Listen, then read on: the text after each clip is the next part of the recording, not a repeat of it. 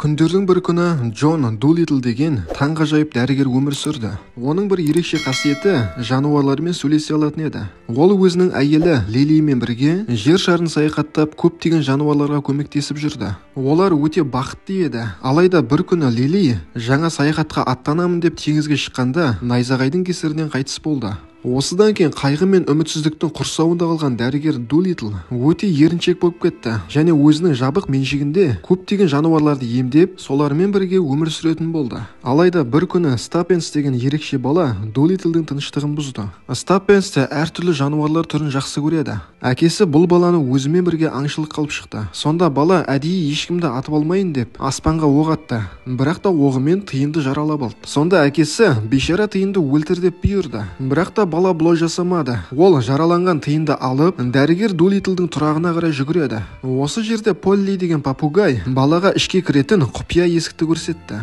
Осылайша бала дәрігер тұрақтаған алаңға да келді. Осы уақытта Дулитлдің өзі горилламен бірге шахмат ойнап жатыр, ал фигуралардың орнына қадімгі тышқандарды пайдаланып отыр. Алаңда жүрген Стаппенс ақ аюды көріп, қорыққаннан қақпанға түсіп қалды. Осы кезде жануарлар шулай бастады. Алайда Дулитл адамдарды жақсы көрмейді. Сол үшін де баланы құтқаруға асықпайды. Стаппенсті қолына үлкен қолшатыр ұстаған өте сұлу қыз құтқарды. Осылайша Дулитлдің үйінде тағы бір қонақ пайда болды. Сонда қыз өзін Виктория ханшайымның хабаршысы Роуз ханыммын деп таныстырады. Стаппенс пен Роуз есікті қағып тұр. Сонда есікті горилла ашып, қатты шыңғырады. Сонда Стаппенс қорыққаннан шыңғырып жіберді. Және горилла да Стаппенсті көріп тағы шыңғырады. Екеуінің қайсысы қатты қорқып тұрғаны түсініксіз. Роуз ханым ішке кіргенде Дулитлдің үй жануарларын көріп қатты таңғалды. Сонда дәрігер қыздан тығылып, көрініп қалған кезде қызды қуғысы келді. Бірақ та қыз өте батыл екен, айтқанынан қайтар емес. Сөйтсе Виктория ханшайым қатты ауырып жатыр екен. Және дәрігер Дулитлдан басқа ешкім көмектесе алмайды.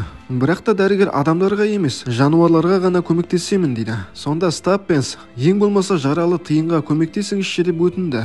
Дулитл жануарға жасанды тыныс жасап, тиын өмір сүреді дейді. Жануарлар ота жасайтын орынды дайындауда. Ал Стаппенс пен Роуз бұл жағдайға мәз болып қарап тұр. Үйрек пен горилла ассистент функциясын орындауда және дәрігерге керекті заттардың барлығын беріп жатыр. Ота жұмысы сәтті аяқталды. Тиынның жағдайы жақсы. Осыдан кейін папугай Полли және басқа жануардың барлығы дәрігерге Виктория ханшайымға көмектесуге тиіссің деп тұрып алды. Осылайша Дулитл қыздың айтқанына келісті. Енді жануарлар қожайынын ретке келтіруді шешті. Осылайша дәрігерді жуындырып, сақал мұртын қырып, үстіне әдемі киім кигізді. Ал енді осындай қалыпта ханшайымға ұялмай баруға болады. Дулитл Букингем сарайына страустың үстіне мініп барды. Бұл құс алаңғасар болғандықтан жолдағының барлығын қиратты. Дәрігер ханшайымның жағдайы өте нашар екенін көрді және өмір сүруіне өте аз уақыт қалған. Осы уақытта Джип деген ит ханшайымды иіскеп жатыр, ал Дулитлдің өзі осьминогпен сөйлесуде. Осылайша дәрігер ханшайымға өте улы датура гүлі қосылған улы шай берген. Соның кесірінен ханшайым уланып қалды дейді. Енді Викторияны құтқару үшін алыстағы мифтік әлемге саяхат жасап, сиқырлы ағаштан дәрілік жемісті алып келу керек екен. Дулитл өзінің иті мен жәндік Дәуітті ханшайымға қарап қойыңдар деп қалдырып кетті. Ал өзі басқа жануарлармен бірге саяхатқа аттанды. Осы кезде Стаппенс келіп, мені өзіңмен бірге алып кетші деп жалынады. Бірақ та дәрігер қарсы болды. Жануарлар баланы жақсы көріп үлгерген екен. Сол үшін де папугай Полли, түлкі және ұзын жираф балаға Дулитлдің кемесіне баруға көмектесті. Олар баланы үлкен қаланың ішінде өздерімен бірге алып, дәл Дулитлдің корабліне қондырды. Бұған дәрігер қатты ашуланды. Бірақ та ақырында осында баланы қалдыруға келісті. Осы уақытта патша сарайында нағыз дүрбелең басталды. Лордтардың кейбіреуі патшалықты өз қолына алғысы келеді. Соған қарағанда патшайымды улап тастаған осылар сияқты. Бірақ та Дулитл бұл жайында әлі ештеңе білмейді. Ол кемеде горилламен бокстесіп жатыр. Стаппенске кеменің бір жерін жуғызып қойды. Ал түнде өзінің сүйікті Лилиін есіне алады.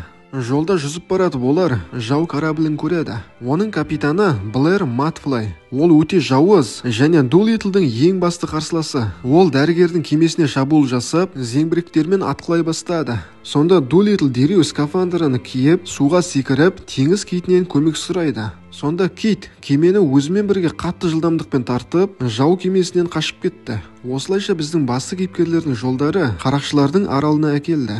Бұл жерден дәрігер өзінің қайтыс болған әйелінің кітабын ұрлап кету керек. Себебі сиқырлы ағашқа алып баратын жол дәл сол кітаптың ішінде еді. Енді дәрігер өзін танымайтындай етіп киініп, Стап пен екеуі қамалдың ішіне кірді. Осы жерде кіру керек болған есік жабық екен. Сонда дәрігер ішке кіру үшін инелік пен бірнеше құмырсқаны шайға қосатын қант кубиктарына сатып алды. Жәндіктер есікті ашып берді, бірақ та ішінде тағы да темір тор тұр екен. Стап пен темір тордың арасынан өтті. Алайда бөлмеде көптеген арыстан жатыр екен. Бақытына орай барлығы ұйықтап қалған.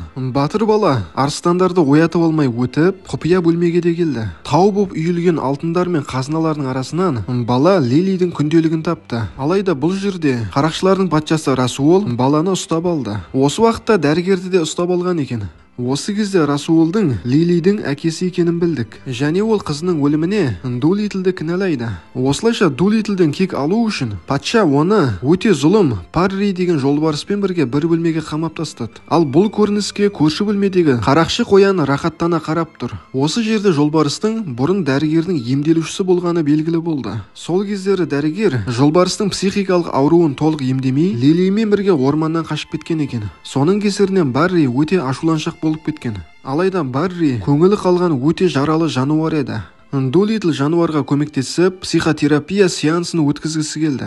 Бірақ та Барри сонда да дәрігерді жегісі келіп тұр. Сонда дәрігер жолбарысты күннің сәулесін қуғызып алаңдатып қойды. Бірақ та бұл әдіс бірнеше секундқа ғана жолбарысты алаңдатты. Бір бөлменің ішінде жолбарыс Дулитлді ұстай алмай жүр. Енді Дулитлдің тірі қалуға мүмкіндігі жоқ сияқты. Және дәл осы кезде дәрігердің жануарлары көмектесуге асықты. Олар қожайынын тезірек құтқарғысы келді. Бірінші болып папугай Полли сондай батылдықпен жолбарысқа шабуыл жасады. Алайда ол жай ғана құс қой, әлі келмеді. Сонда көмекке өте қорқақ Чичи деген горилла келді. Ол дереу жолбарыспен төбелесіп кетті. Алайда қатты қорқып тұр. Тіпті кез келген уақытта қашып кетуге дайын жүрді. Бірақ та соңында горилла өзінің қорқынышын жеңіп, Барриді жеңіп тастады. Осылайша Лилидің күнделігін алып, Стап пен Дулитл екеуі кемеге қарай асықты. Алайда оларды сыртта зұлым Матфлай күтіп алды. Матфлай біздің батырлардан кітапты тартып алып, олардың кемесін жоқ қылды. Бақытына орай жануарлардың бәрі тірі қалды. Ал жүзу білмейтін Страусты ағайы құтқарып қалды. Енді Дулитлда кеме жоқ, ол қатты ашуланып тұр. Бұны көрген патша Расуоли өзінің күйеу баласын кешіріп, оған өте ескірген, жартылай қираған кемесін береді. Бірақ та ең бастысы, бұл кемемен жүзуге болады. Осылайша Дулитл өзінің командасымен бірге Матфлайдың ізінен аттанды, және теңіздегі киттер оларға жол көрсетті. Осылайша көп ұзамай олар жемісі бар сиқырлы ағаш орналасқан аралға да келді. Дулитл мен Стап жануарлармен бірге өте қауіпті жерлерден өтіп, бір үңгірге келді. Бұл жерде қабырғалар жасыл түспен жанып тұр, және мұнда тағы да алдарынан Матфлай шықты. Олар бір-біріне қатты сөздер айтып ерегісіп тұрғанда, үңгірдегі айдақарды оятып алды. Шақырылмаған қонақтарды көрген айдақар қатты ашуланып, адамдарға шабуыл жасады. Айдақар аузынан шыққан жалынымен жан-жақтың барлығын өртке орады. Бұны көріп қорыққан Матфлай бір шұңқырға түсіп кетті, ал оның адамдарының барлығы қашып кетті. Күтпеген жерден айдақар жерге құлап, ішінің қатты ауырғаны себепті айқайлай бастады. Сонда Дулитл айдақармен сөйлесіп, оның денсаулығында бір кінәрат бар екенін анықтады. Айдақар дәрігерге өзін тексеруге рұқсат берді. Осылайша Дулитл айдақарды тексергенде, оның ішінен көптеген заттарды шығарды. Көптеген сүйектер, темірлер, тіпті оның ішінде сырнайға дем бар екен. Осыдан кейін айдақардың жағдайы жақсарды, және ол дәрігерге өзін құтқарған үшін алғысын айтты. Ал Дулитл болса айдақарға темір-терсектерді жей бермей, оның орнына жеміс-жидек жегенің дұрыс болады дейді. Айдақар оларға сиқырлы ағашты көрсетті. Сиқырлы ағаш үңгірдің ең тереңінде орналасқан екен. Осылайша жануарлар бір-біріне мінгесіп, ағаштың бір жемісін үзіп алды. Енді дәрігер өзінің командасымен бірге патшайымды құтқару үшін Англияға қарай асықты. Патшайым болса әрең тыныс алуда, бірақ та ол әлі тірі. Дулитл барлығына сиқырлы ағаштың жемісін көрсетті. Алайда патшалықтың ішінде жаулар қаптап жүр екен. Олардың мақсаты таққа отыру. Олар дәрігерге шабуыл жасады. Бірақ та Дулитлдің қорғаушылары бар. Осылайша жануарлардың барлығы жау әскерімен төбелесіп кетті. Ал тышқан емдік шөпті алып ханшайымның төсегіне секірді. Сонда Стаппенс жемісті езіп ханшайымның аузына тигізді. Осылайша Виктория ханшайым өз-өзіне келіп есін жиды. Ханшайым аман қалды. Ал енді қастық ойлағандардың жазасын беретін уақыт келді. Естеріңізде ме? Дулитл саяхатқа шықпас бұрын өзінің иті Джип пен Дәуітті осында қалдырған болатын. Сонымен жағдай былай. Дәуіт осында жүрген әңгіменің барлығын естіген және осының арқасында патшайымды улаған өзінің лордтарының бірі Томас екені белгілі болды. Онымен қоса зұлым лордтың қалтасында улы дәрі әлі де бар екен. Осылайша зұлымды абақтыға жапты. Ал патшайым Виктория Дулитлға өзін құтқарған үшін алғысын айтты. Ал кішкентай Роуз ханым болса Стаппенстің бетінен сүйді. Бәрінен де бұрын бұл жағдайға папугай Полли қатты қуанды. Себебі дәл осы құс Дулитлдің басты кеңесшісі еді. Осыдан кейін дәрігер қалаған адам кіре берсін деп ауласының есігін қайтадан ашып қойды. Ал Стаппенс оның шәкіртіне айналды. Енді оларға емделуге келген кезектегі пациенттер өте көп. Әлгі зұлым Матфлай әлі естеріңізде ме? Және оған не болғанын білгіңіз келе ме? Матфлай деген ол әлі күнге дейін сол баяғы шұңқырдан шыға алмай жүр. Ал шұңқырдан шыққысы келгенде оған жарғанаттар үнемі шабуыл жасайды. Әділдік деген осы емес пе? Ал сіз қалай ойлайсыз? Достар, осымен кино шолуымыз аяқталды. Ал егер де шолуымыз ұнаған болса, сіздерге бір ғана өтініш. 100 000 оқырманға кішкене қалды. Осыған септігіңізді тигізіп, тіркелмеген болсаңыз арнама тіркеліп кетіңізші. Және лайк басуды ұмытпайық. Сіздермен бірге болған қысқаша кино.